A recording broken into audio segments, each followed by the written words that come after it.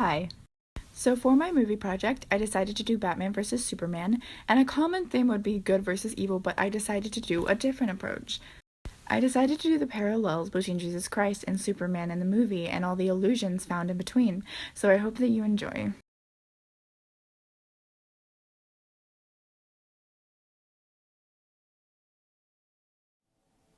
So immediately we've got people taking off their hats, which is considered to be an act of respect. In fact, traditionally men took off their hats to show that they are comfortable being unarmed in someone's presence, because we all know hats are dangerous.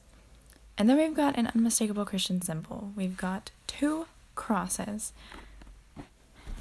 Next, we have a sense of admiration and worship from the crowd of people. We've got pulling and touching and the lifting of hands. And the lifting of hands is very symbolic of not only praise, but of surrender. But why are they surrendering to this foreign and powerful entity? Well, because like Jesus, Superman has saved them and become a symbol of hope, or a savior. So next we've got a flooded scene. And do you know who else survived a flood with the help of a god? That's right. In this case, the small family represents our Noah, and Superman is their god. And maybe this one is a bit of a stretch, but there appears to be another cross in the background. Now, whether that's scenery or actually an allusion to the cross, I'll leave that one for you to decide. Elevated in the sky, we have a savior figure, a god among men.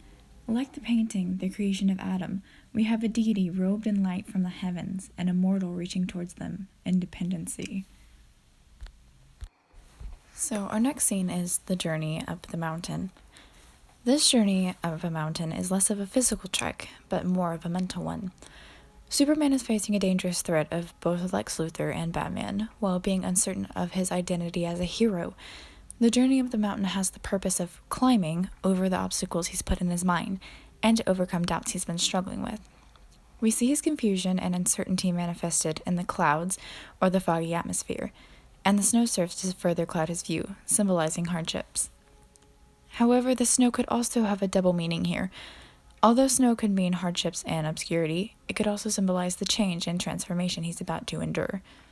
Now, how does this parallel to the story of Jesus?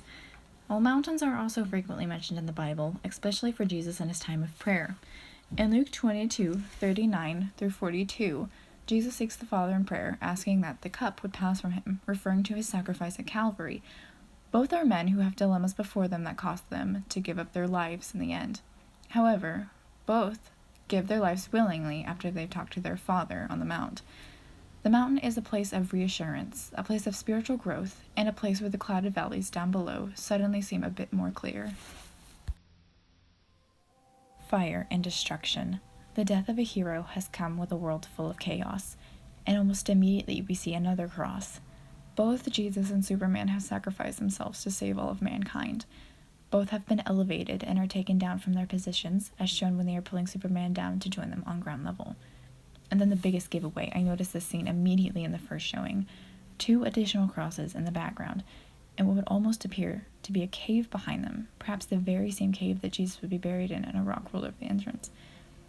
The way that Lewis holds him, a parallel to the way that Mary would hold Jesus, and finally the divine white light shining on both Lewis and Superman, a symbol of purity and morality. Finally, what kind of parallel would it be if our character didn't rise again? Superman has died, but do they ever really stay dead? The final comparison between Jesus and Superman occurs with the burial. The atmosphere is gloomy and the sky is overcast. Tombstones line the scene, and symbolism here reeks of death and despair. Hope almost seems to be lost entirely when... Wait, did you see that? The slightest movement of dirt is all it takes. The roll of a rock. Good is not dead, but will rise again after the 3rd day.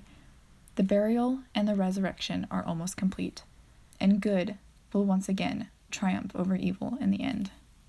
The last thing that I found interesting would be the painting found in the house of Lex Luthor. It's based off the fall of rebel angels. The symbolism behind it is definitely ironic, and it's a parallel to the story of Lucifer, about how monsters come from the sky and not the ground. We know better now, don't we? The devils don't come from hell beneath us, no. No, they come from the sky.